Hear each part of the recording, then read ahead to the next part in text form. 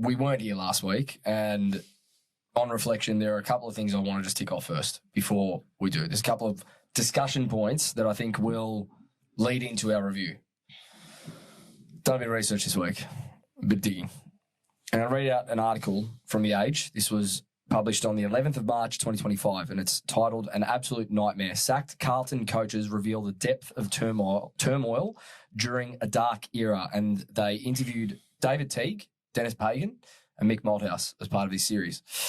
And this excerpt is from, it's got to do with Mick. Now, Mick has been a whipping boy for many of us for the last 10 to 15 years around. Basically, it's the first port of call to say that's where it all went wrong. Hiring him was the wrong decision, and it's been the downfall of the club. Yes or no? He's been a big part of it. Is what we've all sort of said along the way. At the time. Yes. So I'm just going to read this out, and then I want to get your thoughts. So for Malthouse, another decorated coach who took the devil's candy at Carlton, the die was cast in his second season when his allies Stephen Kernahan and Greg Swan left the building together. Let's start preparing for winter holidays, Malthouse said to his wife. I played for Richmond, coached Collingwood, drove through Essendon to get to Tullamarine to fly out of the joint. So, I mean, that was bingo. I could sense it straight away. As soon as Stephen Kernahan left, that was the end of the ball game for me.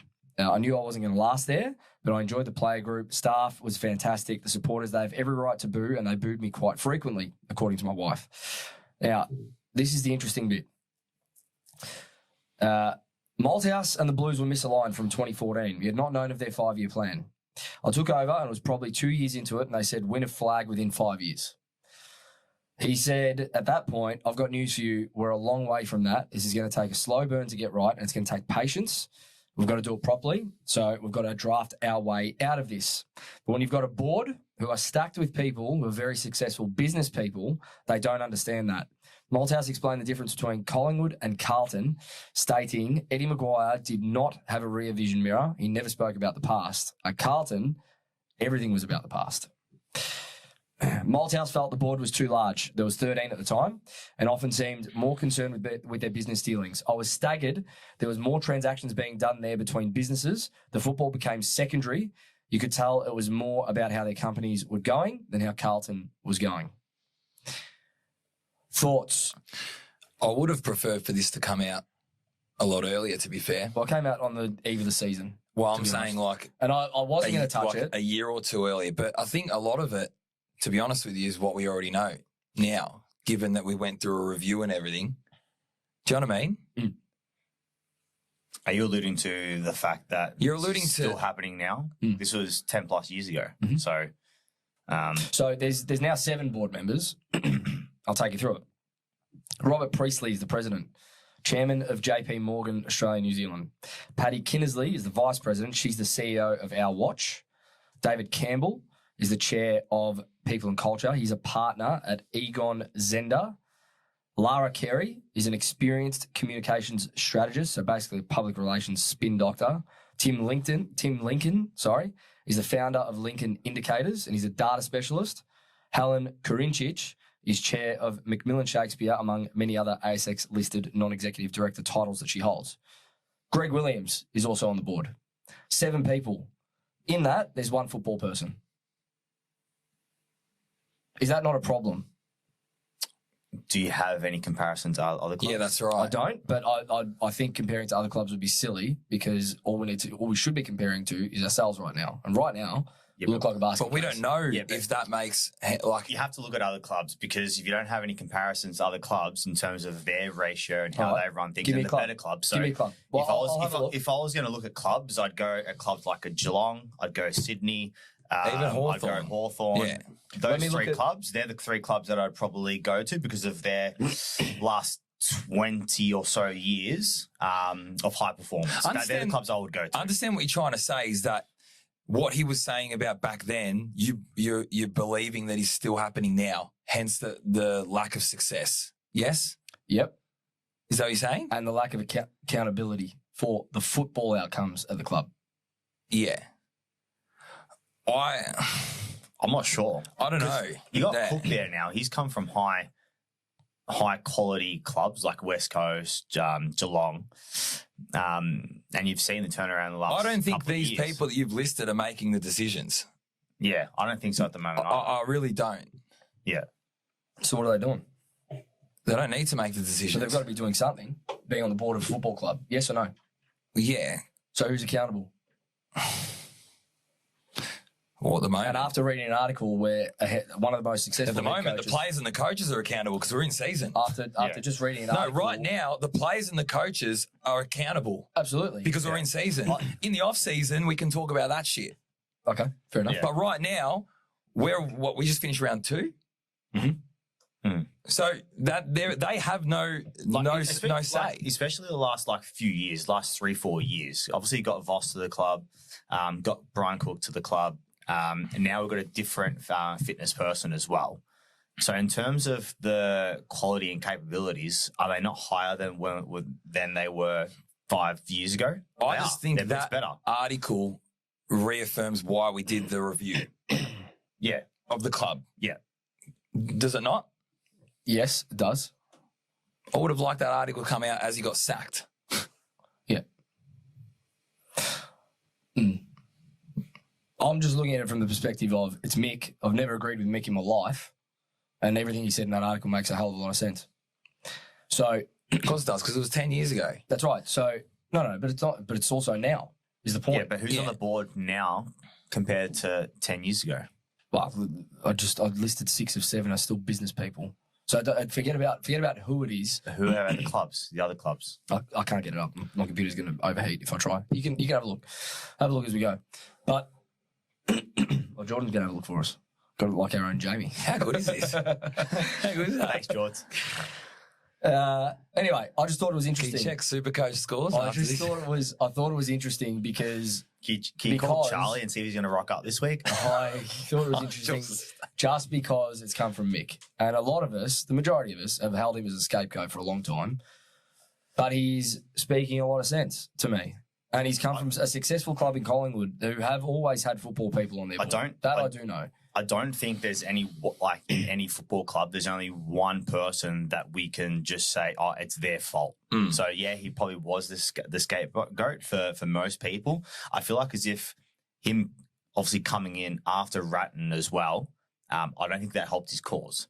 Because I think Ratton had a pretty good That ratio. was stated in the article. Yeah. too. So, and Ratton had a very, very good record as well. He was tracking over 50% He was, wins yeah. as well. So it wasn't like as if he wasn't doing too badly either.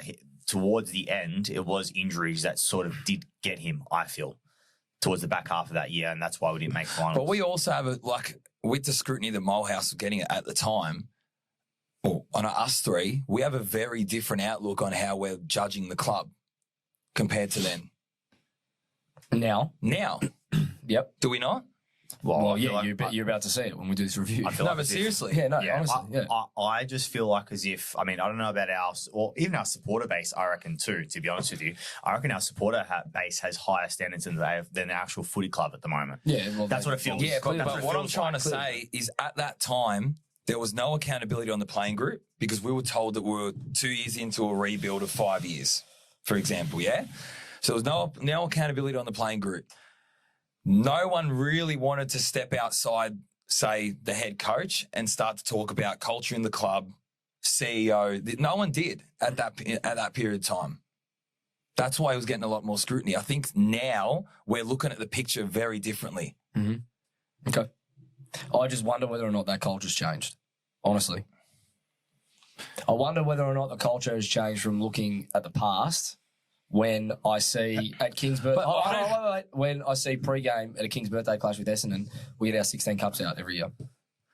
What concerns me, So I know what you're saying. That's where my mindset is with this. Is going, okay, this is one of the most successful head coaches of all time coming out. Give me some insight into his experience at the club, not too long ago, really, and you can reflect on the last 3 to 5 years, and I can tell you there's more examples than the one I just gave where you go, we're not looking forward, and it's clear that we're not looking forward.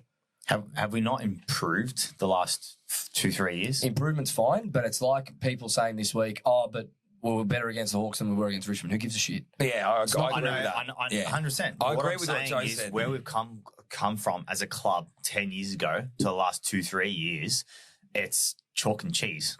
Like it's undeniable that we have. My thing is I think what's wrecking all our brains is we're trying to work out from what Joe's showing that article even is this a culture thing, or is this a message from head coach, playing group, and what they're understanding by, for example, Harry Mackay's comments pre-season? That's Walsh's comments pre-season, Cripper's comments pre-season about not alluding to wanting to win a flag. I think everyone's actually losing their mind as to thinking, where is the intention of the playing group and the staff or is it a culture thing? Is it from the top, very top?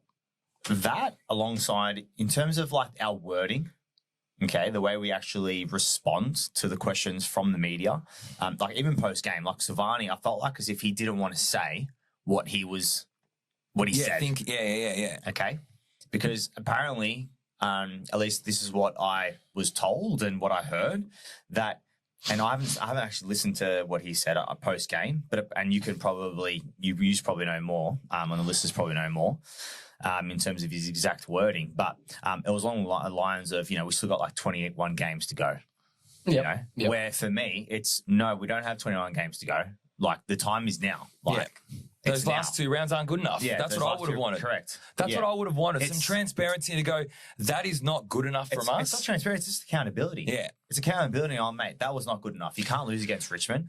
And the performance, not the effort, because I think the effort was there against Hawthorn for the majority, but it's the way we structure up and the way we move the football is a disaster. I know we're going to talk about this in a lot more detail, but the word, I'm actually starting to lose it at is, but the effort was there for 3 quarters. Yeah, no. We lost the game. Yeah.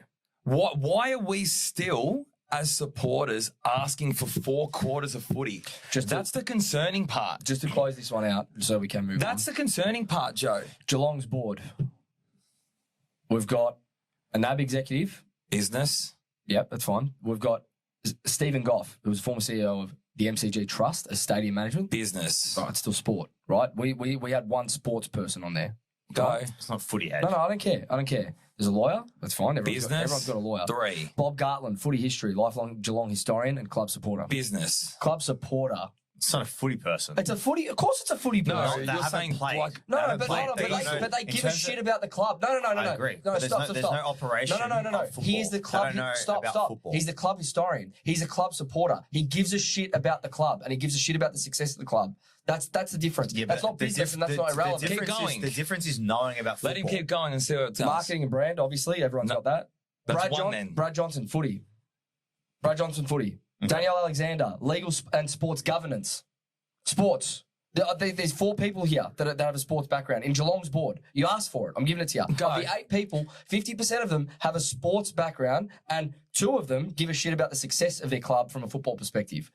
For me, that's not enough to say. All right. If that's not enough, No, then it's not enough to say, all right, that's the reason why. For Malthouse's comments, he's saying as well. Yeah. that's fine. It's not enough. That's fine. If you want to go like that, like Chris Judd, get him on. Like Chris Judd would be a perfect person. Understands business. He was there. Very, very educated. He was there. I agree. But if he should be on the board, who else could be on the board that knows Carlton and like respects Carlton? Okay, there'd be other ones. What, Fraser Brown, someone like that. Okay, he's played footy. So a club historian doesn't fucking count then, is what you're saying? No, I'll tell you why. I understand they care about the club. Yeah, I care about the club too. But I don't think I'm a better person than probably some of those people. I don't know.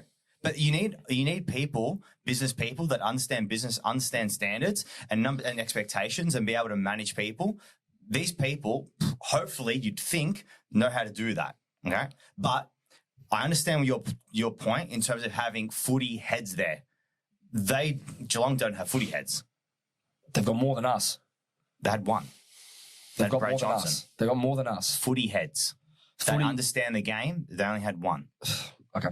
It's not about understanding the game tactically. It's about the importance of success on the field. If you've got a sports background, if you've got a footy background, whatever it is, wherever you come from. Just because they do sports in terms of, it's still business. It's not sport related in terms, it's as in their career. Yeah, it's completely different. Anyway, move on because